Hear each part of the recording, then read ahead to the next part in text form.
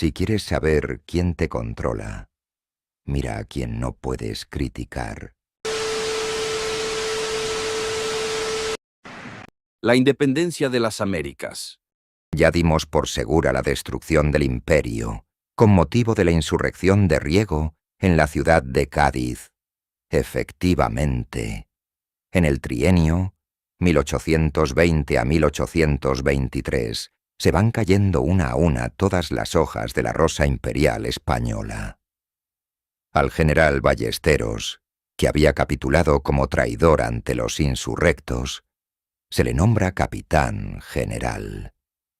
Y Ballesteros era de la secta, aunque desleal. Los diputados liberales de las colonias daban sus votos al gobierno español, a condición de que no se hiciera nada contra la insurrección americana triunfante, igual que hacía la Esquerra. Muchos de ellos fueron más tarde ministros de sus repúblicas. El diputado Moreno Guerra, americano, presidió el primer movimiento separatista de Cádiz. Las Cortes nombran una comisión para resolver el conflicto colonial por cualquier medio, sin excluir la independencia. Todos los que votaron el acuerdo y los mismos ejecutores eran, sin excepción, masones. Itúrbide proclama la independencia de México.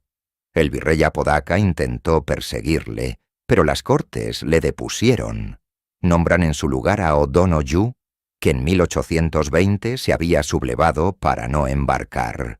Al llegar a México capitula ante Itúrbide, reconociendo la independencia en el Tratado de Iguala. Itúrbide y O'Donoghue eran también masones. Exactamente igual ocurre en el resto del colosal imperio. Cae en septiembre de 1823 la Constitución, y con ella el gobierno y las cortes masónicas. Solo le quedan a España, Cuba y Puerto Rico. En un rincón del Perú se batía un puñado de españoles que, desamparados y sin ayuda, fueron vencidos por la traición masónica. En Lima, oficiales masones, sobornados por Bolívar, destituyen al virrey don Joaquín de la Pezuela y ponen en su puesto al traidor José de la Serna. Este licencia a los batallones leales, quedando solamente los que mandan, oficiales cuya obediencia ciega la habían puesto al servicio de la secta. Surge enseguida la derrota de Ayacucho, derrota que ellos mismos organizaron. El dictado infamante de los ayacuchos les seguirá manchando de cieno toda su vida. Esto no importa para que después escalen las más altas cumbres del Estado. Ayacuchos son Espartero y Maroto. Todos ellos masones. Así lo había decretado el Supremo Consejo de Charleston, sede máxima de la masonería universal. Y así lo cumplieron los súbditos masones con cédulas de España, que este y no otro era el verdadero fin que encubría el lema de libertad. Y nos quedamos ya sin imperio por los siglos de los siglos. Una década fernandina. Fernando VII vuelve a adquirir todo su poder absoluto. El poder absoluto es la idea obsesionante de este rey, que ha pesado sobre España como una tremenda y terrible calamidad pública. Empieza a ejercerlo con una represión contra los del trienio anterior. Se salvan los principales culpables, como siempre, y caen en las redes los pececillos revolucionarios de ínfima categoría. Riego entre ellos, que como tantos figurones, no fue más que un muñeco en manos de la masonería que manejó a su antojo la ambición y la fatuidad de este pobre hombre. Murió renegando del liberalismo que jamás habían entendido. Causa de su triste fin. Ministerio Sáez. En los primeros momentos se encarga este ministerio del poder y emprende una labor a fondo de limpieza. 2 meses escasos le dura la confianza regia. Sus componentes eran capaces de seguir una política, pero no de doblegarse a los caprichos del rey. Por tanto, si a estos hombres, que tenían detrás la inmensa mayoría de la nación, se les puede filiar como realistas, no les cuadra, sin embargo, el adjetivo de absolutistas. Veamos, porque es curioso, de dónde extrae el rey los ministros absolutistas de la década y además su procedencia y su significación política. Tadeo Calomarde es liberal y absolutista en 1814, liberal en 1820 y responsable de la política de los años comprendidos en 1823 a 1830. El conde de Ofalia, ferviente constitucionalista en 1620, es empleado en las cortes masónicas durante el trienio y liberal hasta el 1823. Cea Bermúdez tiene una calle en Madrid. Es liberal en 1812 y embajador del trienio. El duque del Infantado, liberal y afrancesado en 1808, es constitucional del 1812 al 1888-20. Los ministerios de este tiempo se hallan guarnecidos de antiguos y acreditados masones. Fernando VII, al igual que a su vuelta del destierro, da el gobierno a los únicos hombres capaces de servir todas sus bajezas, traiciones y caprichos, y estos hombres los encuentra solamente en el campo liberal y en las logias masónicas. Y así vemos, no con asombro, que en este periodo se persigue tan ferozmente como durante el trienio a los realistas puros, y no les van en zaga los ministros del Fernando el Absoluto a los del Fernando el Constitucional. Conspiraciones liberales y guerra civil de los malcontentos. Por falta de espacio no podemos reseñar este periodo calamitoso en que España se fue hundiendo poco a poco. Basta echar una ojeada a cualquier historia para darse una cabal idea. Los malcontentos, como luego se popularizó este nombre, eran los que habían luchado a pecho descubierto contra el trienio masónico y que luego se vieron chasqueados, como todos, por las intrigas de Fernando VII. Sentimos no poder reseñar aquella cruel campaña. Solo podemos afirmar que la represión fue tan enorme como la de Mina. Se fusiló a innumerables hombres que durante la Guerra de la Independencia y durante el trienio famoso se jugaron la vida por el deseado. Así pagaba el Narizotas los sacrificios de sus súbditos. En tanto, seguía triunfante la táctica masónica, con plenos poderes y ancho campo. De esta manera se mataron infinidad de españoles sin piedad. Así caía a pedazos el edificio del Estado, y venía al suelo el prestigio de una nación invencible y poderosa. Una gran jugada masónica. Y llegamos al final de la pesadilla del reinado de Fernando VII. La masonería no había triunfado de una manera oficial, puesto que su representación auténtica e indudable no ocupaba el gobierno en los últimos años de aquel monarca. No obstante, las logias como entidades superiores o, mejor dicho, como un superestado, habían triunfado plenamente, logrando abatir el imperio. España quedó convertida en una nación de última categoría. Inglaterra, la protectora y protegida de la masonería, fue dueña sin inquietudes del estrecho de Gibraltar, piedra angular de su imperio, que sucede al español en auge y poderío. Con la primera etapa del plan masónico se consiguen los objetivos principales de carácter internacional. No obstante, hay que tener cuidado con el pueblo español, que tiene esencias de grandeza bien guardadas. Hay que asegurar dentro de España el germen de la discordia, de la guerra y de la división. Es necesario lograrlo a todo trance, cueste lo que cueste, y la masonería ve en la próxima muerte de Fernando VII un riesgo peligroso, porque Fernando VII había sido un rey integralmente divisor.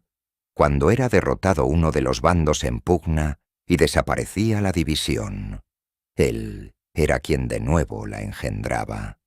Y de esa manera, consciente unas veces, inconsciente otras, servía magníficamente a la táctica masónica. Derrotados los masones como fuerza política, solo quedaban sus restos vergonzantes adheridos al poder, y ello a costa de todas las bajezas y humillaciones que les imponía el amo. El advenimiento al trono del infante don Carlos, heredero legítimo, tenía un significado catastrófico para el plan masónico. Los ministros absolutistas tendrían que ser arrojados del mando, quedando de esa manera la masonería eliminada implacablemente, y la monarquía, respaldada por un partido único, de probado heroísmo, capaz luego por sí solo de sostener 3 guerras, enraizado profundamente en la tradición nacional, había de inaugurar una política bajo el signo de la unidad heroica y eterna de la hispanidad. La política floreciente que hoy campea en Roma y en Alemania florecería en España, superada, porque llevaría de cortejo el perfume divino de la catolicidad, rosa del mundo, fragancia de la tierra y aliento de Dios. Y aquello no podía suceder. Había que cortar la flor de tan bella oportunidad histórica. Sucedió que la reina Amalia tenía las entrañas vacías. No cabía la esperanza de que Fernando VII tuviera descendencia legítima. No había un príncipe para el trono que evitara a don Carlos la posesión del cetro. Y he aquí la muerte oportunísima de la reina virtuosa, de la buena y estéril Amalia, de la reina infeliz que no pudo tener hijos. Su muerte es tan extraña y tan propicia a la secta como la de Primo de Rivera. Siempre que una persona es el eje de un viraje adverso a la masonería, el eje se rompe, la persona muere. En la muerte de la reina, lo oportuno, como siempre, no obedeció a una simple casualidad, porque la reina Amalia murió envenenada. Ahí están los testimonios del marqués de Iturgoyen y la confirmación categórica en los síntomas que rodearon la agonía de aquella egregia dama. Con este hecho, enlazamos la cadena de los sucesos posteriores, soldando los eslabones con el estaño trío de la lógica inductiva. El rey, pese a sus años y achaques, decide matrimoniar por 4ª vez. Se libra una verdadera batalla sobre quién ha de ser la elegida, con miras a los sentimientos políticos que pueda tener la futura reina. De entre todas, triunfa inopinadamente la princesa Cristina, hija de los reyes de Nápoles. ¿Quién ha movido las lindas muñecas del desposorio? La historia lo dice bien claro. Había en la corte, además de don Carlos, otro hermano del rey, el infante don Francisco, casado con Luisa Carlota, que traía su sangre borbónica del reino de Nápoles. Todos los documentos históricos atribuyen con rara unanimidad a esta infanta el influjo decisivo para que Fernando eligiera por esposa a su hermana Cristina. También se dio como motivo principal la declarada rivalidad de Carlota con la heredera de la corona, esposa de don Carlos. Es preciso fijarse bien en esta pareja que forman los infantes, Francisco y Carlota, pues en ellos está la solución del enigma. Se casa por 4ª vez Fernando VII, y cosa extraña, él, que no había logrado sucesión viable con sus 3 mujeres anteriores, se ve ascendido a la categoría paternal justamente a los 9 meses de sus desposorios. Nace Isabel II. No queremos entrar en investigaciones de cierta índole, aunque sí apuntemos lo singular del caso. Su sexo impide proclamar heredera a la recién nacida infanta. Pero allí está Carlota para arrancar un decreto al monarca y abolir la ley semisálica que se oponía terminantemente a conceder el trono a las hembras. Más tarde, Fernando VII revoca su decreto, pero vuelve a la carga la altiva infanta y queda anulada la prohibición. El soberano, eterno Hamlet idiota, tímido, dubitativo y estúpido, cede de nuevo, como cedía siempre, a los requerimientos de cualquiera que tuviese voluntad. Él jamás la había tenido. Cedamos la palabra a la reina Cristina, que cuenta aquel lance con graciosa donosura, en una carta dirigida a su hija Isabel. La primera persona a quien ha hecho traición, tu tía Carlota, ha sido a tu tío don Carlos. Tu padre, el rey Fernando, estaba moribundo, y tu tía Carlota, que alimentaba un profundo odio contra don Carlos, me excitaba hacía mucho tiempo a hacer mudar la ley de sucesión en tu favor. Faltaba aún la última firma que conseguir, y te lo confieso, hija mía, a la vista del lecho de muerte, yo dudaba. Pero tu tía Carlota estaba a mi lado. Como mi mal genio se reía de mi debilidad e insultaba mis escrúpulos, acercándose ella misma al lecho del dolor, se dirigió al moribundo y le presentó el papel que era menester. Firmase, tu padre. Entonces, dirigiendo hacia ella una mirada suplicante, en que apenas se percibía la última chispa de vida, le dijo con voz apagada: «Déjame morir». Pero tu tía Carlota, haciéndole la mano y llevando la pluma que en ella había colocado, le gritó: «Se trata de morir bien, se trata de firmar. Mira tú, hija mía, a qué precio te ha hecho reina tu tía Carlota. Desde que murió tu padre, no cesó de instarme para que la España estuviese siempre cerrada a don Carlos». Hagamos un índice de los anteriores acontecimientos. 1. Muerte oportunísima de la reina Amalia. Segunda, intrigas para el nuevo casamiento del rey con la princesa Cristina. Tercera, coacción sobre Fernando VII. Moribundo, para arrancarle una firma. 3 hechos que son los 3 vértices de un triángulo, aunque el lector solo advierta los vértices de la intriga, de la ambición y de la envidia, cosas perfectamente humanas, en los oros de palacio como en los harapos de la humilde choza. No hemos terminado aún. Nos faltaba por decir que la infanta Carlota y su esposo don Francisco eran masones. Con esto se completan los vértices y los lados del triángulo. Enseña que preside todas las logias del mundo. Y como no deseamos que nos pongan mote de exagerados, ahí van pruebas al canto. El infante don Francisco se inició como masón en el año 1820. Usaba en las tenidas y reuniones el sobrenombre de Dracón, aunque sus hermanos, con un desprecio olímpico por la realeza, le llamaban con un consonante agresivo y torpe que nuestra delicadeza nos impide transcribir. En este barullo de las loplas le metió su propia esposa, que como toda la rama borbónica de Nápoles, se hallaba vinculada a la masonería. El hermano de la infanta Carlota y de la reina Cristina, el sonoro príncipe de Siracusa, mereció nada menos que los grandes honores fúnebres de toda la masonería italiana. He aquí una prueba documental e irrebatible. Doña Carlota, nacida en Nápoles, donde la reina Carolina enseñó a las mujeres a huir de todo género de fanatismos, mostróse siempre inclinada a los liberales. Su esposo, el infante don Francisco, había sido iniciado en la masonería, que llegó a depositar en él el gran mallete, símbolo de la gran maestría. El infante don Francisco es el 4º gran maestre de la masonería española. Según la cronología oficial de la secta, el primero es Asanza, el segundo, Argüelles, el tercero, Riego, el cuarto, el infante don Francisco, y el quinto, Calatrava. No sabemos la fecha exacta de su elección. Debió ser a la muerte de Riego, en 1823, y el infante ya no cesa en tal puesto hasta el 1847. Por lo tanto, se haya investido de los cargos de gran maestre y gran comendador, 24 años, acaso el máximo de tiempo que los haya ostentado persona alguna.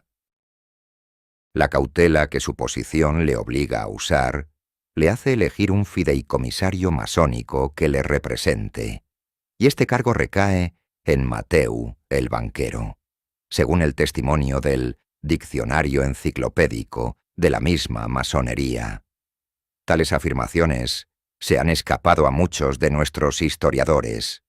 Quien las alega, que es un masón destacado, no quiere extraer las consecuencias lógicas que se desprenden de las mismas. Nosotros, sí. España tiene ya lo que se necesitaba: una heredera del trono y un pretendiente. La división y lavandería, que iba a desaparecer con la muerte de Fernando VII, vuelven otra vez a encarnarse en la política.